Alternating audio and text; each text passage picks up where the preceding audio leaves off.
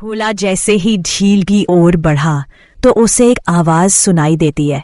रुक जा, अगर तुमने झील के पानी को छूने की भी कोशिश की तो भस्म हो जाओगे। कौन है आप? मेरी मदद कीजिए, मुझे इस कमल को प्राप्त करना बहुत आवश्यक है। भोला की बात सुनकर दो परियां सामने प्रकट हुई। तुम कौन हो लड़के, और यहाँ क्यों आए हो? क्या तुम्हें पता नहीं कि यहाँ मनुष्य का आना मना है? आज तक जो भी यहाँ आया वह कभी जिंदा वापस नहीं लौटा।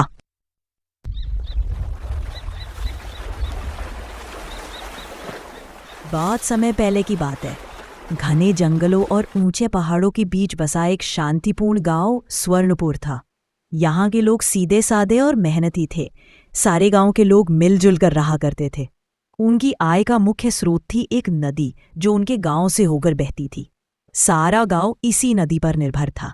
नदी से मछलियां पकड़ना, खेतों की सिंचाई करना, सब कुछ इसी नदी से होता था। स्वर्णपुर बहुत ही सुंदर और हरियाली वाला गांव था। इसी गांव में रहता था भोला, जो बड़ा ही शांत, सभ्य और दिल का अच्छा था। अरे भोला, सुबह सुबह जाल लेकर कहाँ जा रहे हो भाई? नदी किनारे जा रहा हूं भाई, मछलियां पकड़ने। तुम भी चलोगे क्या? अरे नहीं भाई, मुझे खेत में आज काम है। भोला रोज नदी के किनारे मछलियां पकड़ने जाता और फिर उन्हें बाजार में बेचता था। उनसे जो भी पैसे मिलते उसी से उसका गुजारा चलता था।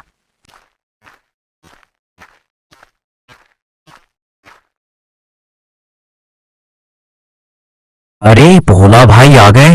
हाँ भाई, अब मछलियां तो पकड़नी ही पड़ेगी ना, फिर उन्हें बाजार भी तो बेचने जाना है। हाँ हाँ, चलिए पकड़ते हैं। भोला और हरिया दोनों मिलकर मछलियां पकड़ते और फिर उन्हें बाजार में बेचने जाते। दिन भर मछलियां बेचने के बाद भोला और हरिया शाम तक घर लौट आते।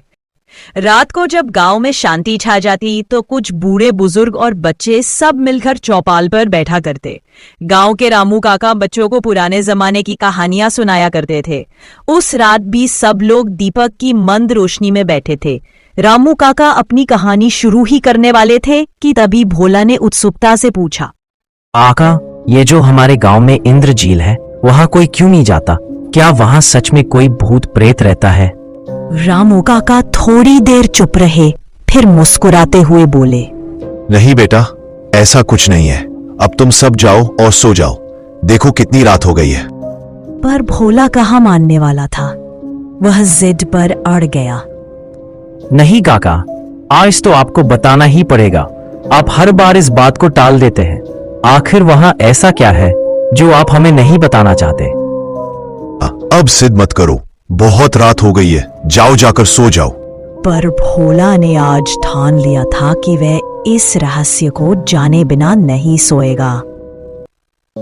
नहीं काका, आज चाहे कुछ भी हो जाए पर आपको बताना ही पड़ेगा। आप हर बार बात टाल देते हैं, पर आज नहीं।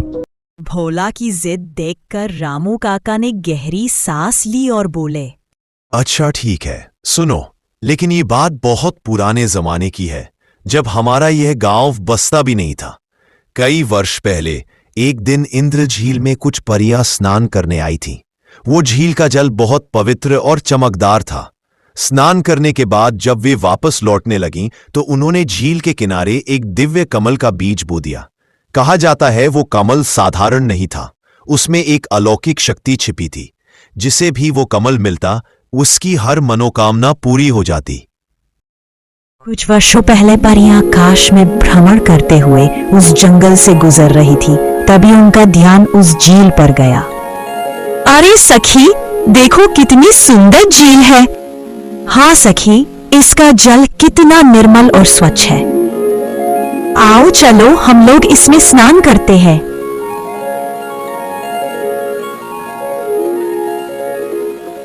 दोनों परियां झील में स्नान करने लगती हैं। वाह सखी, इस झील में तो स्नान करके तन और मन दोनों शुद्ध हो गए। हाँ सखी, पृथ्वी लोक पर मैंने पहली बार ऐसी झील देखी है। अब हम यहाँ रोज स्नान करने आया करेंगे। हम यहाँ अपने परीलोक का दिव्य कमल इस झील में बोएंगे ताकि झील का पानी उसके दिव्य सुगंध से महक उठे। तुम ठीक कह रही हो सखी। वारियों ने वहां एक रहस्यमयी बीज बोया जिससे एक चमकता हुआ कमल प्रकट हुआ जिसकी रोशनी चारों ओर फैल रही थी। इसके बाद परियां वहां से चली गई।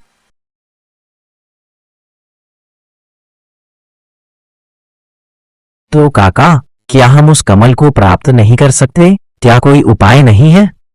नहीं बेटा, उस कमल की रक्षा स्वयं परिया करती है। आज तक जिसने भी उस कमल को तोड़ने की कोशिश की या इंद्र झील के पास तक गया, वो कभी जिंदा वापस नहीं लौटा।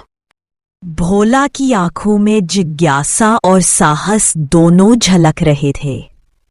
लेकिन काका, कोई तो उपाय होगा उस कमल को पाने का। उपाय है, लेकिन बहुत कठिन है भोला। उस कमल को वही प्राप्त कर सकता है जिसका दिल बिल्कुल साफ हो, जिसके मन में लालच का जरा भी भाव ना हो। चलो, अब बहुत रात हो गई है। चलो, सब लोग अपने अपने घर जाओ और सो जाओ। धीरे धीरे सब लोग उठकर अपने घरों की ओर चले गए, पर भोला के मन में अब एक ही बात घूम रही थी। अगली सुबह सब कुछ सामान्य लग रहा था। गांव के लोग अपने अपने कामों में व्यस्त थे। कोई खेत की ओर जा रहा था, कोई मवेशियों को चारा डाल रहा था। धीरे धीरे समय बीतता है, पर किसी को भी यह आभास नहीं था कि गांव पर एक बड़ा संकट धीरे धीरे उतर रहा है। कई महीनों से बारिश नहीं हुई थी। धरती की नमी सूख चुकी थी और खेतों की फसलें मुरझाने लगी थी। गांव के तालाबों और कुओं का पानी धीरे धीरे कम होने लगा। यह असर सिर्फ लोगों पर ही नहीं, बल्कि झीलों और नदियों में रहने वाले जीव जंतुओं पर भी पड़ रहा था। हवा में सूखे की गंध थी और हर चेहरे पर चिंता की लकीरें उभर आई थीं। एक दिन हरिया मछलियां पकड़ने नदी की ओर जाता है तो देखता है कि नदी की सारी मछलियां मरी पड़ी है। हाय राम, ये क्या हुआ? सारी मछलियां तो मरी पड़ी है। हरिया घबराकर दौड़ते हुए गांव में आता है और चिल्लाने लगता है। अरे गजब हो गया सरपंच जी। अरे क्या हुआ रे हरिया, क्यों चिल्ला रहा है? सरपंच जी, मैं नदी के किनारे मछलियां पकड़ने गया था तो मैंने देखा कि सारी मछलियां नदी के किनारे मरी पड़ी हैं। क्या? सारी मछलियां? हाँ भाई, हाँ। अगर विश्वास नहीं हो तो चलकर अपनी आंखों से देख लो। गांव के सभी लोग सरपंच जी के साथ नदी पर जाते हैं। वहां का दृश्य देखकर सब हैरान रह जाते हैं। नदी की सारी मछलियां मरी पड़ी थीं। पता नहीं किसकी नजर लग गई हमारे गांव को। काफी समय से गांव में बारिश नहीं हुई। अब इसका प्रभाव इस नदी पर भी पड़ने लगा। नदी का जल स्तर कम होने के कारण जल में रहने वाले जीव पानी के अभाव से मर रहे हैं। इसका जल्द से जल्द कोई उपाय करना पड़ेगा, नहीं तो अगर ऐसा ही चलता रहा तो गांव में पीने के लिए भी पानी नहीं बचेगा। सब लोगों ने मिलकर तय किया कि कल गांव में एक बैठक बुलाई जाएगी जिसमें इस संकट से बचने के उपाय किए जाएंगे। अगले दिन सब लोग एक साथ इकट्ठा होते हैं। आज हम सब यहां अपने गांव पर आई इस संकट के उपाय के लिए इकट्ठा हुए हैं। हमें जल्द से जल्द इस समस्या का उपाय करना पड़ेगा क्योंकि हमारे पास ज्यादा समय नहीं है। हाँ सरपंच जी, आप सही कह रहे हैं। जिस तरह से जल स्तर लगातार कम हो रहा है, मुझे लगता है अगर ऐसा ही चलता रहा तो आने वाले कुछ ही समय में हमारा गांव रेगिस्तान में बदल जाएगा। नहीं, हम ऐसा बिल्कुल नहीं होने देंगे। कुछ भी करके हमें इस समस्या का उपाय करना ही होगा। पर हम करेंगे भी क्या? मुझे तो कुछ समझ नहीं आ रहा। हमें ऐसे निराश होकर इतनी जल्दी हार नहीं मान लेनी चाहिए। रामू काका, आप इस गांव के सबसे बुजुर्ग हैं। अब आप ही इस समस्या का कोई उपाय बताइए। अब इस समस्या से बचने का उपाय केवल एक ही व्यक्ति बता सकता है। वो कौन है काका? हमारे जंगल में एक गुफा है जहां एक साधु बाबा कई वर्षों से तपस्या कर रहे हैं। अब केवल वही हैं जो इस समस्या का हल बता सकते हैं। हमें उनके पास ही जाना चाहिए। तो ठीक है, यह तय रहा कि हम सब कल सुबह ही उस गुफा की ओर चलेंगे।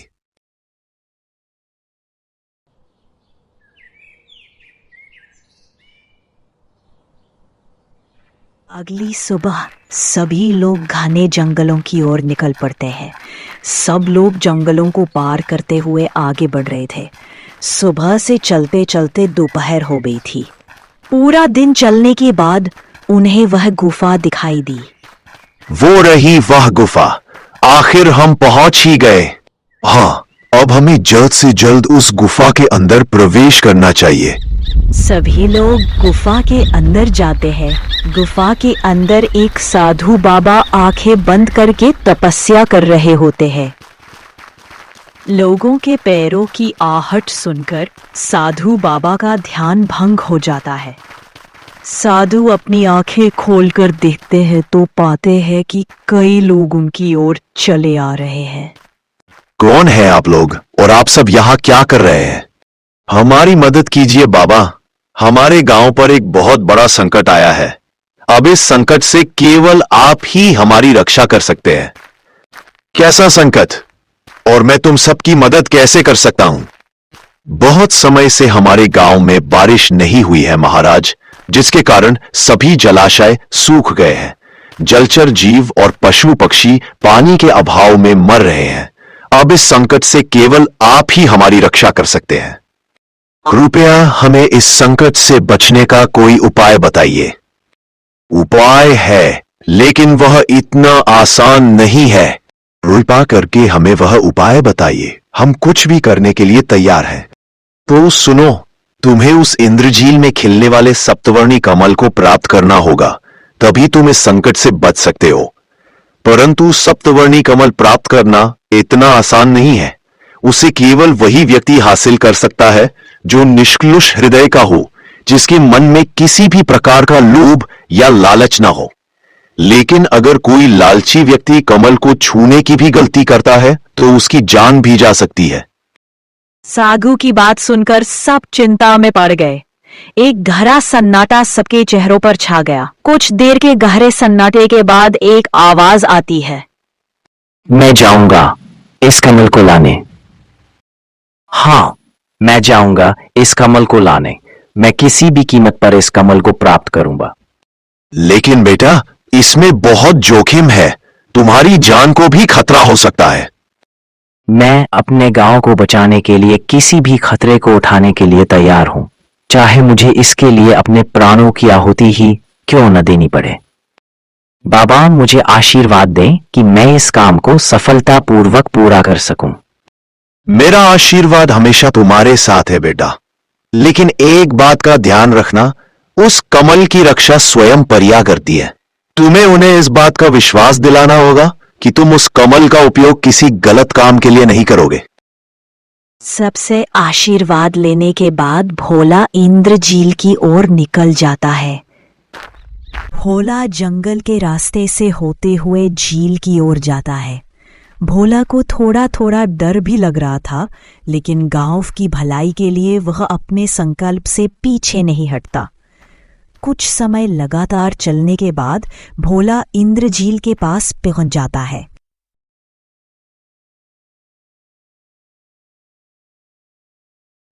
हाँ, यही है वह सप्तवर्णी कमल जिसे मुझे प्राप्त करना है। भोला जैसे ही झील की ओर बढ़ा तो उसे एक आवाज सुनाई देती है।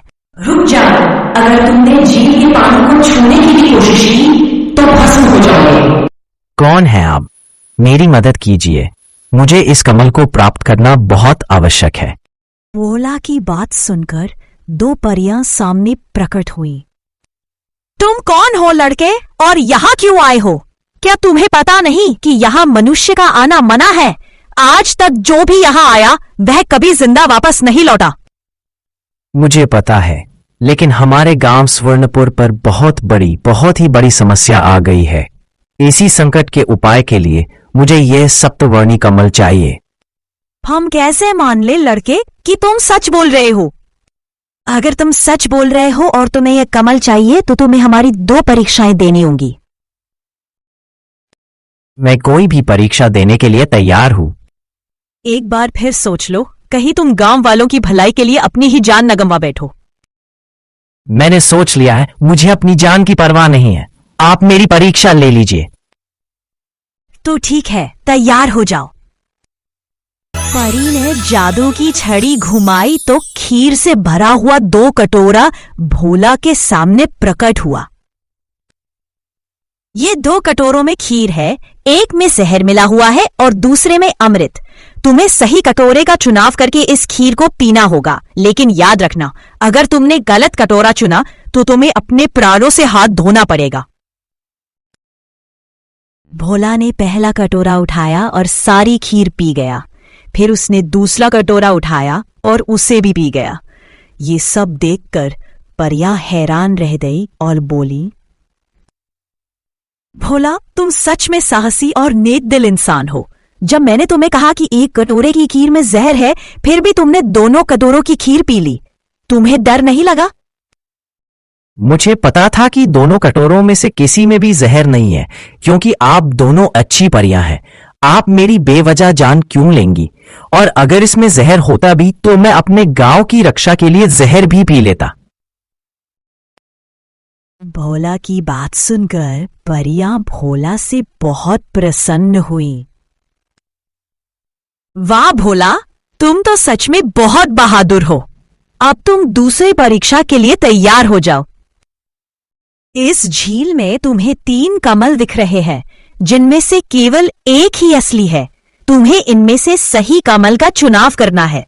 अगर तुमने गलत कमल चुना तो सारे कमल गायब हो जाएंगे। क्या तुम इस परीक्षा के लिए तैयार हो बोला? हाँ, मैं तैयार हूं। मुझे लगता है दाईं ओर वाला कमल ही असली है, क्योंकि उसमें दिव्य चमक है और उसके आसपास तितलियां भी मंडरा रही हैं। भोला ने हिम्मत करके दाईं ओर वाला कमल चुन लिया। जैसे ही उसने कमल को छुआ, पूरा झील आकाशीय प्रकाश से जगमगा उठा। झील के पानी में लहरें नाचने लगी और कमल से एक सुंदर दिव्य प्रकाश निकला जो आसमान की ओर उड़ गया। वाह भोला, तुमने सच में सही कमल चुना है। तुमने अपनी बुद्धि, हिम्मत और शुद्ध मन से यह परीक्षा पास की है। अब यह स्वर्णिम कमल तुम्हारा है। इसकी दिव्य शक्ति से तुम अपने गांव के संकट को दूर कर सकोगे। कमल लेकर भोला वापस उसी गुफा में जाता है। गांव के सभी लोग अब भी वहीं बैठे उसका इंतजार कर रहे थे। जैसे ही उन्होंने भोला को देखा, सबके चेहरों पर खुशी की लहर दौड़ गई। ये लो बाबा, मैं ले आया सप्तवर्णी कमल। इसे अपने पास ही रखो बेटा, और तुम सब लोग अपने गांव जाकर इस दिव्य कमल से वर्षा के लिए प्रार्थना करो। वर्षा अवश्य होगी। सभी लोग गांव वापस आ गए और साधु बाबा के बताए अनुसार उस दिव्य कमल के सामने एकत्र हुए। दिव्य कमल, हम पर कृपा करो। हमारे गांव में बहुत समय से बारिश नहीं हुई है। जल के अभाव में सभी पशु पक्षी तड़प रहे हैं। धरती फट गई है, फसलें सूख चुकी है। हे दिव्य कमल, हम सबकी पुकार सुन लो। हमारे गांव पर अपनी कृपा वर्षा करो। भोला के इन शब्दों के साथ ही कमल से एक तेज प्रकाश निकला जो आकाश की ओर उठ गया। क्षण भर में आकाश में काले बादल छा गए, बिजली कड़कने लगी और मूसलधार वर्षा शुरू हो गई। लोग खुशी से चिल्लाने लगे। पूरा गांव बारिश में भीगता हुआ नाच उठा, मानो प्रकृति ने फिर से जीवन लौटा दिया हो। इस तरह भोला के दृढ़ विश्वास और साहस से वनपुर फिर से हरा भरा हो गया।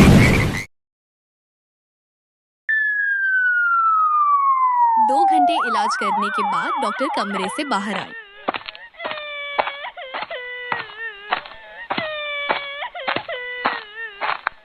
क्या हुआ डॉक्टर साहब? मेरा बेटा ठीक तो है ना? आई एम सॉरी, आपके बच्चे को फूड पॉइजनिंग हो गई है, जिसकी वजह से जहर उसके पूरे शरीर में फैल गया है। इसलिए हम उसकी जान नहीं बचा पाए। क्या? Food poisoning? देखा, आपने ये क्या कर दिया। आपके लालच ने हमसे हमारा बेटा छीन लिया। अब जाकर गणपत को अपनी गलती का एहसास हुआ कि उसने कितनी बड़ी गलती कर दी है।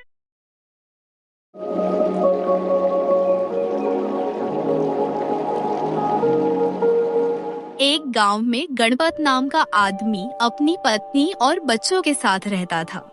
वह गांव में छोले भटूरे बेचता था।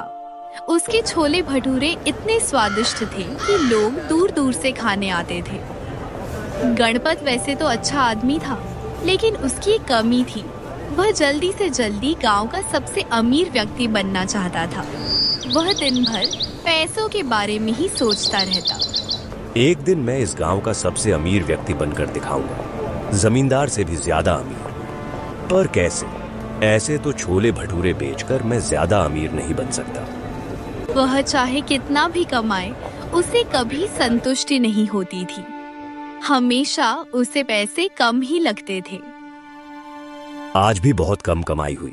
ऐसे तो मेरा सपना पूरा होने से रहा।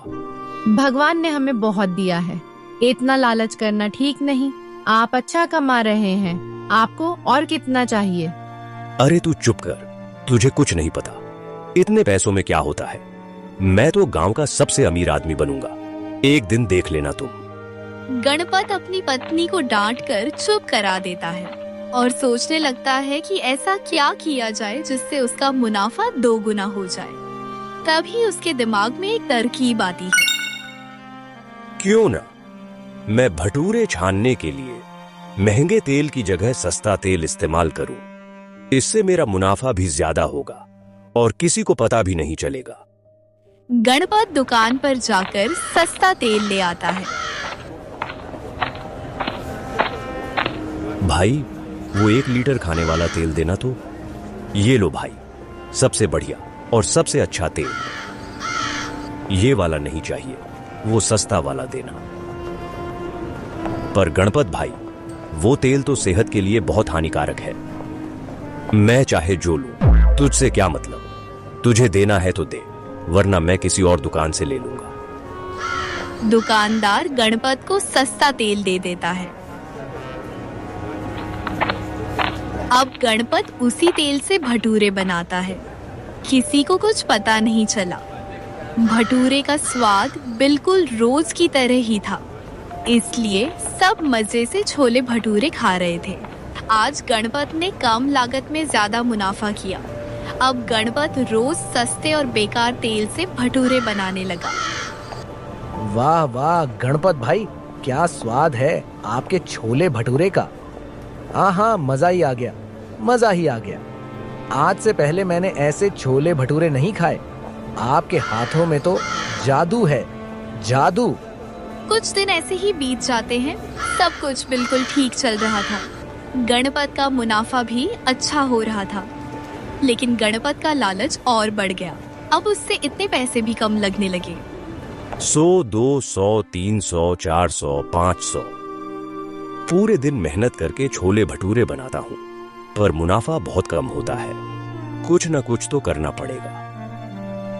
गणपत अब घर पर ही छोले बनाने लगा है और उनमें खराब आलू और ज्यादा पानी का इस्तेमाल करने लगा। यह सब देखकर गणपत की पत्नी बोली, ये आप सही नहीं कर रहे हैं जी। ये तेल और सब्जियां बहुत ही खराब क्वालिटी की है। इससे लोगों की सेहत पर बहुत बुरा असर पड़ेगा। ये आप अच्छा नहीं कर रहे। तुझे कुछ नहीं पता। इससे लोगों की सेहत खराब होती है तो मैं क्या करूं? क्या मैंने उनकी सेहत का ठेका ले रखा है? तू अपना मुंह बंद रख और मुझे जो कर रहा हूं करने दे। आई बड़ी ज्ञान देने वाली। निर्मला जब गणपत को समझाती है तो गणपत उल्टा निर्मला पर ही गुस्सा करने लगता है। करो जो करना है, देख लेना। एक दिन आपका ये लालच हम सबको ले डूबेगा। गणपत अपने छोले भटूरे का ठेला लेकर फटाफट मार्केट पहुंच जाता है।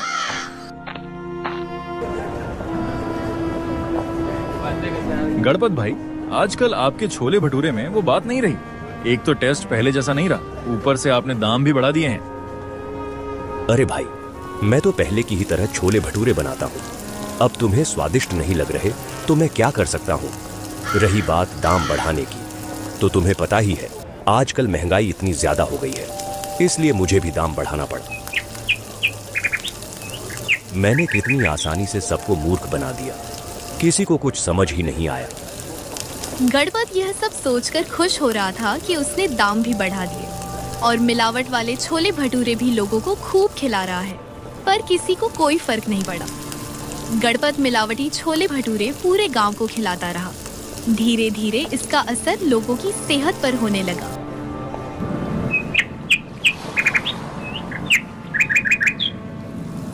एक दिन गणपत छोले भटूरे बेच रहा था। तभी एक ग्राहक के पेट में जोर का दर्द हुआ और वह वहीं बेहोश होकर गिर पड़ा।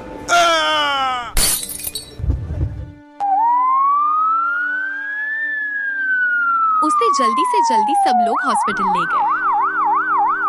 घबराने की कोई बात नहीं है। ये ज्यादा जंक फूड खाने की वजह से आपको पेट में दर्द हुआ था। मैंने दवा दे दी है, इसे समय से लेते रहिए, आप जल्दी ही ठीक हो जाएंगे।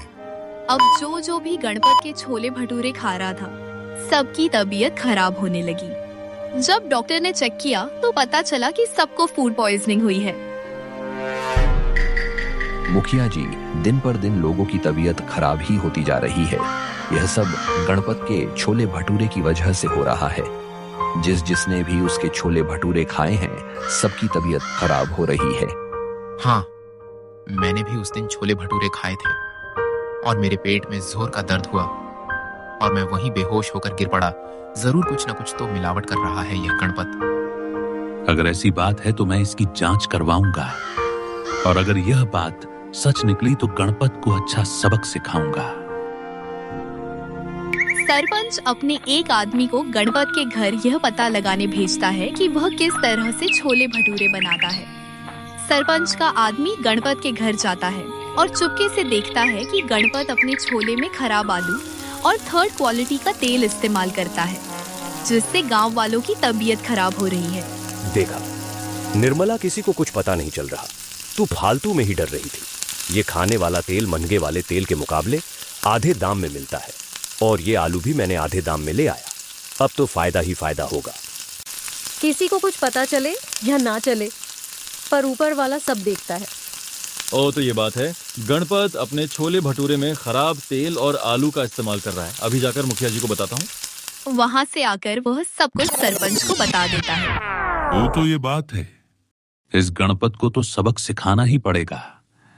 मैं कल ही पंचायत बुलाता हूँ।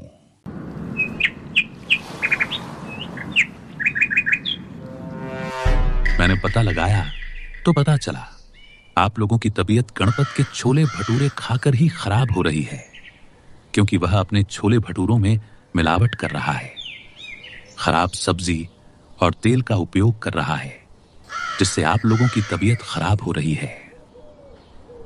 मैंने तो पहले ही कहा था ये सब गणपत के छोले भटूरे खाने से ही हो रहा है, हम उसे छोड़ेंगे नहीं।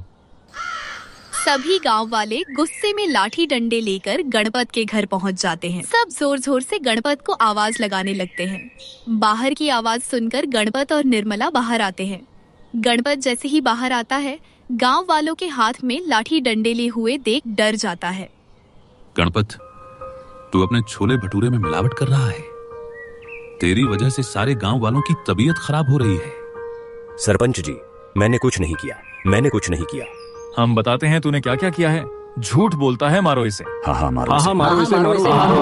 जैसे ही सब लोग गणपत को मारने के लिए आगे बढ़े, निर्मला मुखिया के पैरों में गिरकर रोने लगी। मैं इनकी तरफ से आप सबसे माफी मांगती हूँ। ये ऐसा फिर कभी नहीं करेंगे। आप मुझे जो सजा देना चाहते हैं दे दीजिए, लेकिन इन्हें छोड़ दीजिए। निर्मला के आंसू देखकर सरपंच ने गणपत को छोड़ दिया, लेकिन उसे इस गांव को छोड़ने का आदेश दिया। उसे कल ही यह गांव छोड़कर कहीं और जाना होगा। गणपत को उसके अपराध की सजा तो मिलकर ही रहेगी। तुम सबको यह गांव छोड़कर जाना होगा। ठीक है, हम लोग कल ही यह गांव छोड़कर कहीं और चले जाएंगे।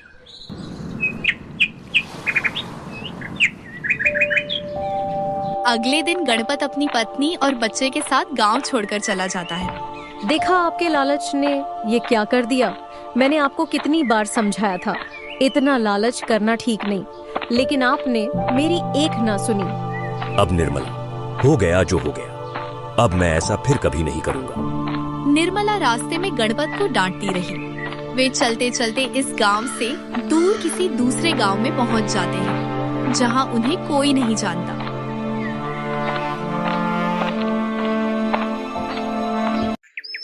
हम अपने गांव से काफी दूर दूसरे गांव में आ गए हैं। हमें यहाँ कोई नहीं जानता। हम यहाँ रह सकते हैं।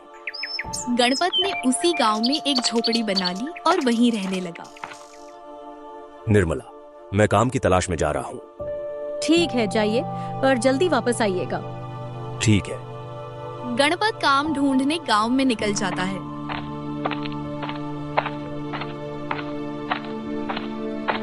चलते चलते उसे एक सेठ दिखाई देता है जिसके यहाँ कई लोग काम कर रहे थे। यहाँ तो कई लोग काम कर रहे हैं, शायद मुझे भी यहाँ कोई काम मिल जाए। यह सोचकर गणपत सेठ के पास जाता है।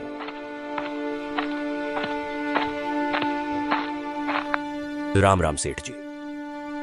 राम राम भाई, राम राम। मैंने तुम्हें इस गांव में पहले कभी नहीं देखा। हाँ, आपने सही पहचाना। मैं गणपत हूँ और इस गांव में नया नया आया हूँ। मैं काम की तलाश में हूँ। क्या आप मुझे अपने यहाँ काम पर रख सकते हैं? देखो गणपत, अभी तो मेरे पास तुम्हारे लिए कोई काम नहीं है। देख लीजिए सेठ जी, अगर कहीं जगह खाली हो तो मैं कोई भी काम कर लूंगा। गणपत, मैं रख लेता, लेकिन इस समय धंधा काफी मंदा चल रहा है, इसलिए मुझे अभी लेबर की जरूरत नहीं है। तुम कहीं कोई और काम देख लो। गणपत दुखी होकर वहाँ से चला जाता है। वह पूरे गांव में काम की तलाश में घूमता रहा, लेकिन उसे कहीं भी कोई काम नहीं मिला। वह थक हार कर वापस घर चला गया। क्या हुआ जी, मिला कोई काम क्या? नहीं निर्मला, मैं पूरा दिन काम की तलाश में घूमता रहा, लेकिन कहीं भी कोई काम नहीं मिला। अब हम क्या करेंगे जी? तू चिंता मत कर, मैं कुछ न कुछ तो कर ही लूंगा। दोनों दुखी हो जाते हैं। तभी निर्मला बोली, क्यों ना आप यहाँ भी छोले भटूरे बेचें, पर ईमानदारी से काम करेंगे। आप इस बार वादा कीजिए। हाँ, मेरे दिमाग में तो यह आया ही नहीं। ठीक है, मैं वादा करता हूँ, इस बार मैं पूरी ईमानदारी से काम करूंगा। गणपत गांव में छोले भटूरे का ठेला लगाता है। गणपत बाजार के बीचों बीच अपना ठेला लेकर खड़ा था। वह ग्राहकों का इंतजार कर रहा था, पर उस पर कोई ध्यान नहीं दे रहा था।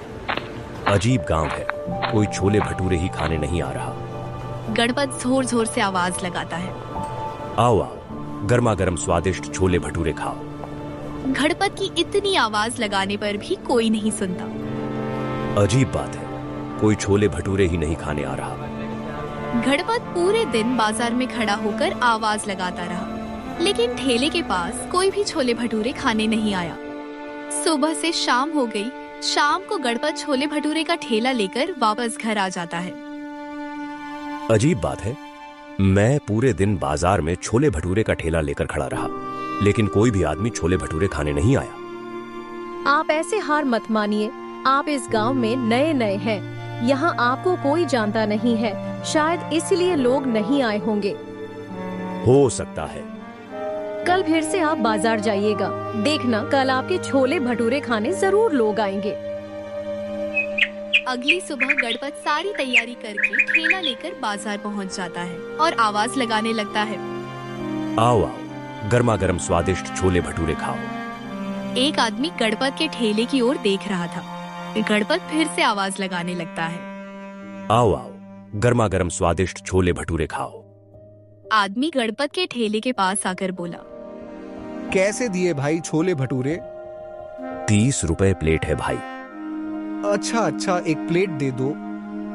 गणपत ग्राहक को छोले भटूरे परोसता है। जैसे ही ग्राहक ने छोले भटूरे छका, वैसे ही बोला, वाह वाह, ये तो बड़े स्वादिष्ट हैं।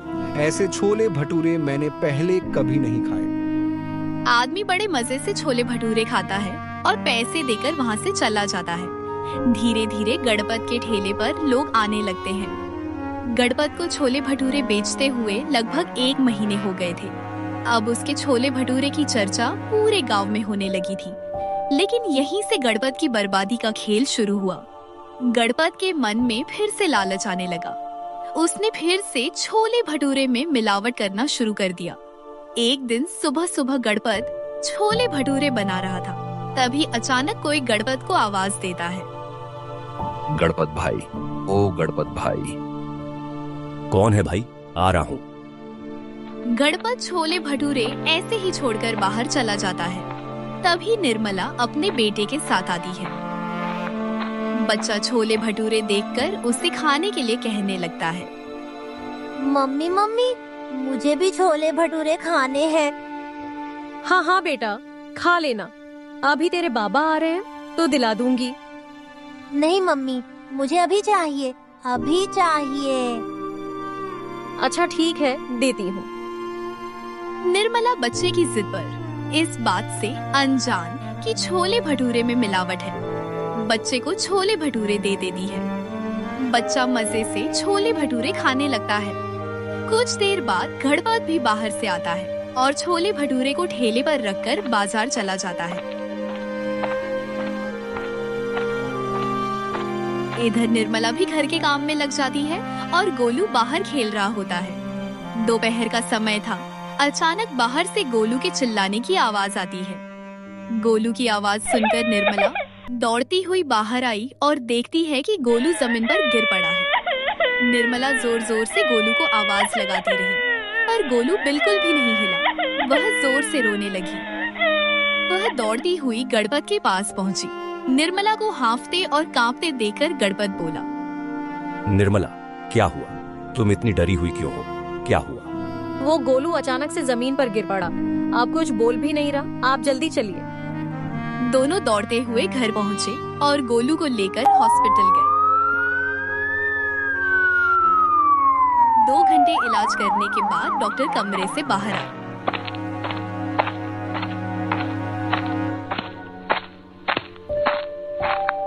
क्या हुआ डॉक्टर साहब? मेरा बेटा ठीक तो है ना?